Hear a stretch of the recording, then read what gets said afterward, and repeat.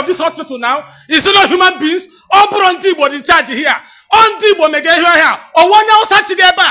Or 1 year Yoruba Chigia. Can't our people reason? What is happening here? You touch only 2 children and their parents because and they are paying heavy money. You can't put light here. Ndewonu ụmụnne m ndị Igbo ndị ọma njem ọnụ ekelekwa m unu ebe nsi ewetara unu ozi a bụ n'ụlọ ozi ndị sim.si ha asịrị FM aka ma bụkwa nwanne gị nwoke 042 Solex onye akụkọ ụwa. Ihe onyonyo a ị na-ahụ n'iru ebe a bụ ozi nke anyị si na steeti Imo wee nweta n'Owerri bụ nke na-egosi ọnọdụ ụlọọgwụ amabu dịka FMC Owerri bụ nke bụzi Federal University Teaching Hospital Owerri ugbu a. Ọnọdụ ya bụ ụlọọgwụ nọ na ya. Otu nwanne anyị nwoke banyere ebe ahụ bere arịrị nke ukwuu dịka ọ banyere na wọd ebe a na-edebe ụmụaka na ya bụ ụlọọgwụ. O wee bụrụ na ọ bụ naanị otu bọọbụ ọkụ latrik bụ ihe na-enwu ebe ahụ, ma fan niile nọ ebe ahụ ma ihe niile ekwesịrị iji ọkụ wee na-eme ka ọ na-arụ ọrụ ebe ahụ onweghị nke na-arụ ọrụ ebe niile gbara ọchịchị. Ya bụ nwanne anyị nwoke a na-ebe akwa si ma kedu ihe a ga-eme obodo a ka ọ wee dị mma, si na ọnọdụ a ụlọọgwụ a nọ a ga-ata ndị gọọmenti etiti ụta ka ga-ata onye isi ala obodo Naijiria bụ President Tinubu ụta n'ọnọdụ ya bụ ụlọọgwụ nọ. O wesịkwanụ na ọ bụ onye Igbo ka a ranyere ya n'aka iledo ya bụ ụlọọgwụ anya. O wee na-ajụzi kedu ihe meziri ego niile gọọmenti na-ewepụta nke ekwesịrị iji wee na-eleta ya bụ ụlọọgwụ anya. Ogologo kwa dị mmanụ kwa mgbede, ya mere buru oche gị kpụdobe nso ma nọrọ ala ka anyị anya na ya bụ ihe onyonyo ma hụ ọnọdụ ụlọọgwụ ahụ bụ nke ama dịka FMC Owerri. Ya mere asịla na Solex si kama lere onyonyo ya. This is FMC, that is now the Federal University Teaching Hospital Owerri.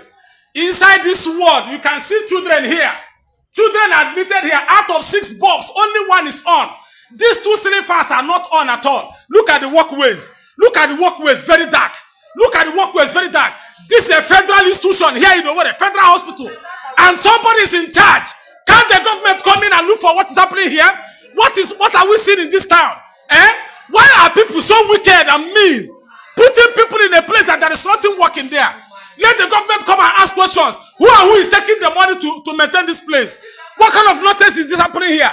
Is it Tinubu that's in charge of this hospital now? Is it not human beings? All Burundi in charge here. On Dibo mege here. Or 1 year Sachigeba. Or 1 year Yoruba Chigia. Can't our people reason? What is happening here? You touch only 2 children and their parents because and they are paying heavy money. You can't put light here. You can't put ceiling fan. They stay here in the night. And I mean, this is wickedness. Too much. Ọkwa ikirichala nke ahụ.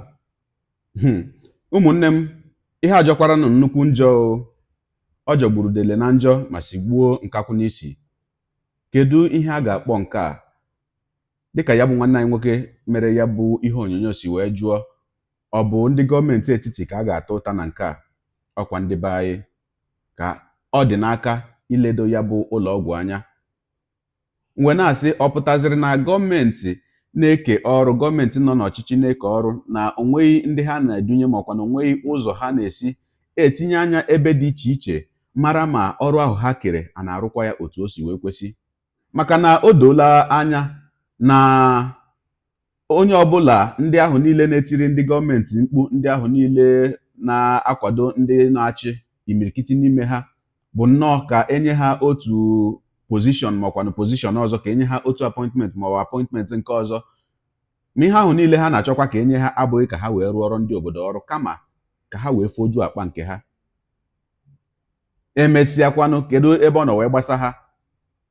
Ebe ha na ezinụlọ ha anaghị anata ọgwụgwọ n'obodo a, kedụkwanụ ka o si wee gbasa ha?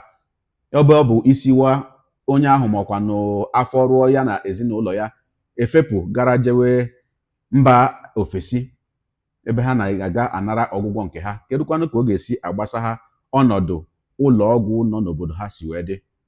Ọ jọkwara njọ. Ọ jọrọ njọ ụmụnne m ndị Igbo.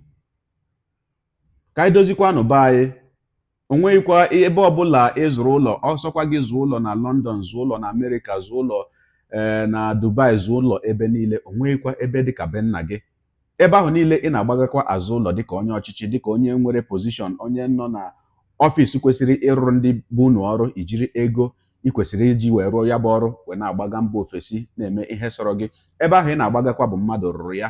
mana kedụzi be anyị abụrụ anyị ọnụ abụ ndị Igbo ka njụzi anụ onwe ka esi wee bụọ anyị ọnụ abụ ụmụ ha niile onweghị onye na-aga n'ụdị ụlọ ọgwụ ahụ ọ bụghịkwa sọsọ ebe ahụ ka ya bụ ihe na-emebi na steeti Imo abịakwanụ n'akwụkwọ onwekwanụ onye n'ime ha na-eziga ụmụ ha n'ụlọ akwụkwọ gọọmenti maka gịnị maka ọnọdụ ha dowere ụlọ akwụkwọ gọọmenti otu ihe onyonyo ọzọ ngachọ ka anyị nyere anya na ya na nkenke oge nke anyị sikwa na steeti Imo wee nweta bụ ebe otu nwanne anyị nwoke na-akọwa nke na-eme ugbu a na ụmụ akwụkwọ sekọndịrị ndị ka bara sekọndịrị nke mbụ bụ JS1 na asị ha na ha ga-abịa kedu ụbọchị asị ha na ha ga-abịa ide ule common entrance bụ nke ekwesịrị idecha na ụlọ akwụkwọ elementrị tupu agawa na sekọndịrị mana asị na ha edeghị ya ma banyezie sekọndịrị wee na-asị kedụzi rizọt ha ji wee banye sekọndịrị ewee sị na ha ga-alọghachitezi azụ ugbu a ka ha dee ya bụ ule common entrance nke ha kwesịrị iji wee baa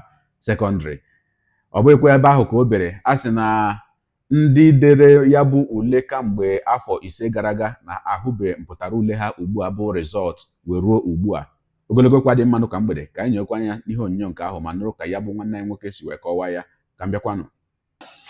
Ehihie ọma ụmụnne m dị Imo steeti asị m ọ na-amara nwoke mma ya makwara nwaanyị mma aha m ka Akwụwasị local plan the son of a widow ndị Imo steeti asị m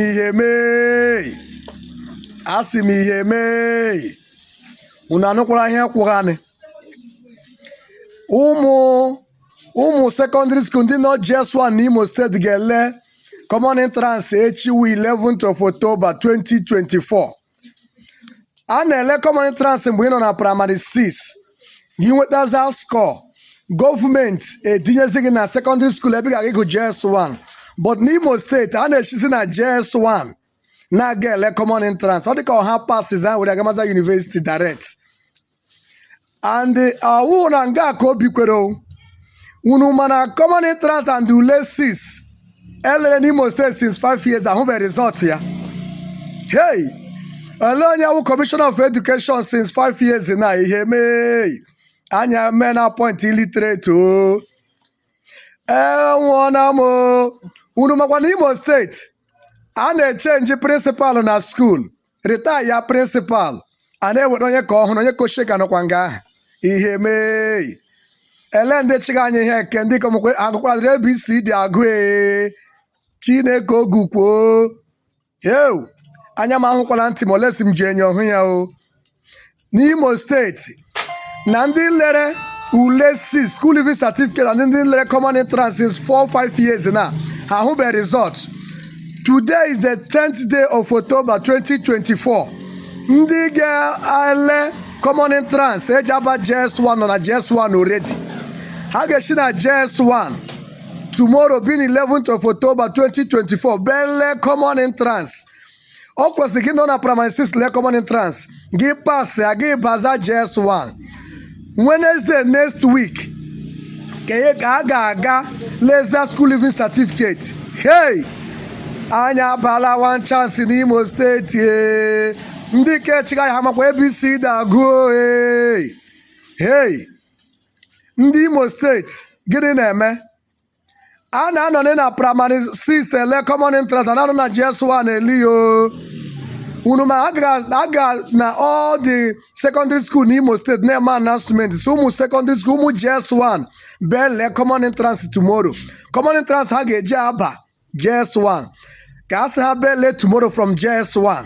Hey, ndị Anambra steeti, ndị Ebonyi steeti, ndị Enugu steeti na ndị Abia steeti elechala common entrance before ụmụaka abanye JS1 but n'Imo steeti a na-esi na JS1 abele common entrance illiteracy achala anyị Commissioner of Education ekwesịrị ịkpụ ya mkpọrọ.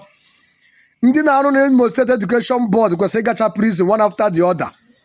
Unu mana a na-arịta principal n'Imo steeti arịta ya nọkwa na school na-akụzi for 1 year 2 years maka na enweghị new principal emere appoint ma onye ka emere promotion to be a principal n'Imo steeti. Hey, illiteracy achala anyị ebegbole m onwe m ihe mee gbana ihe ọjọọ in Imo State ụmụaka na-esi na JS1 na bele common entrance. Hey, ndị lee common entrance and the school living certificate since 5 years na ahụbe result. Hello, onye mere anyị ihe ka anyị abadala one chance. Ọchịchị ka eme n'egwu na-agwụ. Ọchịchị ka eme n'egwu na-agwụ. Ndị APC egbuola anyị. Chai! Otu aka ọha m n'ọnụ unu anwụchulo. Ọkụ ikirichala ya bụ ihe onyonyo. Gị onye ụwa onye na-egere akụkọ ụwa m ịmarala etu anyị si eme ya. Deere anyị ebumnuche gị etu isi hụ ya bụ ihe nke ikiriri ugbu a na ngalaba okwu ka anyị mara uche gị n'ihi na uche onye adịghị ya njọ. Daalụkwa gị onye na-eso eburu anyị esonye. Ekelekwa gị onye asị gị jide ka iji. Onye asị ya jide ka o ji ịmara na ka o ji kacha mma. Ekpere m bụ na Chineke nna ga na-anọnyere gị ọpụpụ gị na mbata gị na-etinyere gị aka n'ezi ihe niile nke ị na-eme. Gị taa bụkwanụ mbụ ị na-ahụhụ onyonyo anyị. Asị gị nnọọ. Onye gị na ya ka nọkwa bụ 042 Solex, onye akụkọ ụwa nyere akwụkwọ efere mba ụwa. Ya mere ọ bụrụ na ka m mere dị gị mma n'obi nwanne, biko ọ bụ na Facebook ọ na Instagram ka na-ahụhụ onyonyo pịara m follow, ọ bụ na YouTube ka ị na-ekiri ya bụ ihe onyonyo pịara m subscribe, ya na mgbịrịgba anya n'akụkụ ka ime ike na-enweta ihe onyonyo ndị ọzọ m ga na-ewetara gị n'ọdịnihu. Ọ bụ na Twitter ka ị hụrụ ya bụ ihe onyonyo pịara m follow, ọ bụ na TikTok tikere m follow ma atọ ọkụma. Igbo ndị nwe m, Igbo mụrụ nze m ọzọ, ekelekwa m unu. Onye asị na ọ ga na-adịrị unu niile mma o. Ise ngwanụ tụsawara m ihe onyonyo a na-atụsara m ya bụ ihe onyonyo na apịrị m aka na share button. Ya mara gị mma ezigbo mmadụ. Udo dịrị unu.